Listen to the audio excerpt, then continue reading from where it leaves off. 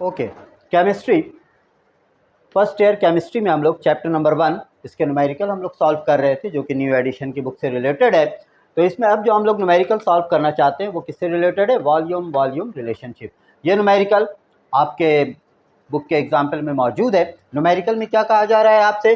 Calculate the volume of carbon dioxide gas. आपको carbon dioxide gas की volume find out करनी है at STP, standard temperature pressure पे, that can be produce, जो कि बनता है।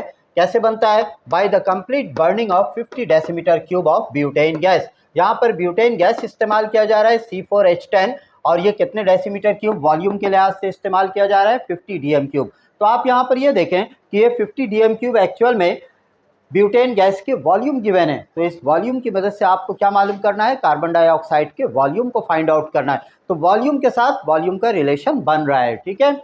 तो इससे आपको डेसीमीटर क्यूब से वॉल्यूम ऑफ कार्बन डाइऑक्साइड वो भी डेसीमीटर क्यूब में मालूम करना है। यहाँ पर रिएक्शन आपको गिवन है कि ब्यूटेन गैस को एक्सेस ऑफ ऑक्सीजन के साथ बर्न किया जा रहा है, जलाया जा रहा है, जिससे ये कंप्लीट बर्न हो जाता है, और जलने के बाद ये कार्बन डाइऑक्साइड गैस और वेपर्स बनाता है, स्टीम बनाता है, H2O, ये गैसेस फॉर्म में।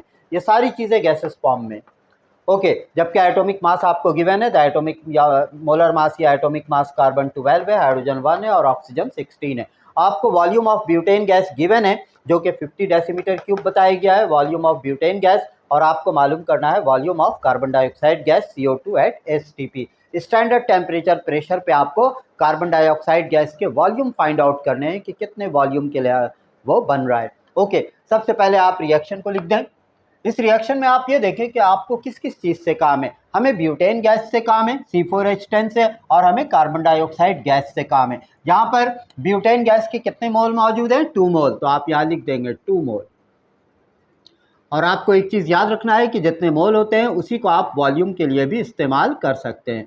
तो इसी वैल्यू को आप वॉल्यूम के लिए कह सकते हैं कि 2 डेसीमीटर क्यूब। इसी तरह आप ये देखें कार्बन डाइऑक्साइड गैस कितने मोल मौजूद है? यहाँ पर 8 मोल। और इसी मोल को आप, जो कि यहाँ 8 मौजूद है, इसी को आप वॉल्यूम कह सकते हैं, जो कि 8 डेसीमीटर क्यूब है। ओके, तो आप इस रिएक्शन में ये देखें कि 2 डेसीमीटर क्यूब जब आप ब्यूटेन गैस इस्तेमाल करते हैं तो इससे आपके पास कार्बन डाइऑक्साइड गैस कितने मोल बन रहे हैं? कितने डेसीमीटर क्यूब बन रहे हैं वॉल्यूम के लिहाज से? 8 डेसीमीटर क्यूब। तो आप ये सेंटेंस लिखें, 2 डेसीमीटर क्यूब ऑफ C4H10, ये ब्यूटेन गैस है, गिव्स, देता है हमें या प्रोड्यूस करता है 8 decimetre cube of CO2। Okay, तो आपने क्या सेंटेंस लिखा कि 2 DM cube of butane gas gives या produce 8 decimetre cube of carbon dioxide gas. क्योंकि यहाँ पर 2 का जिक्र है तो हमें 1 के लिए पहले फाइंड आउट करना होगा। 1 decimetre cube of butane gas produce या गिव्स, कम प्रोड्यूस करेगा तो इस 2 से आपने इसको क्या कर देना है? डिवाइड कर देना है। ओके, हमें कितने डेसीमीटर क्यूब के लिए काम करना है? 50 डेसीमीटर क्यूब के लिए काम करना है। 50 decimetre cube of butane gas से हमें कितना कार्बन डाइऑक्साइड बाय वॉल्यूम हासिल होगा? तो 50 डीएम क्यूब के लिए आप काम करें।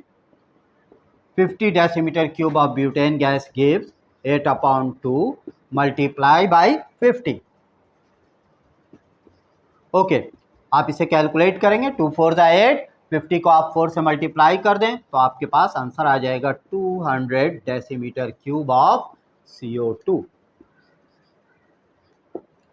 200 डेसीमीटर क्यूब ऑफ CO2, तो ये इसका आंसर।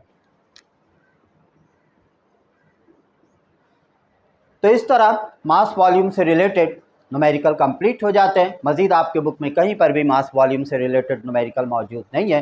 नेक्स्ट लेक्चर में मैं इंशाल्लाह मोस्ट इंपॉर्टेंट न्यूमेरिकल आप लोगों को इंशाल्लाह स्टार्ट करवाऊंगा, जो कि लिमिटिंग रिएक्टेंट से मुतालिक है, और जो कि अभी जो फर्स्ट पेपर बना है इस न्यू बुक से उसके अंदर भी मौजूद है। Okay, thank you.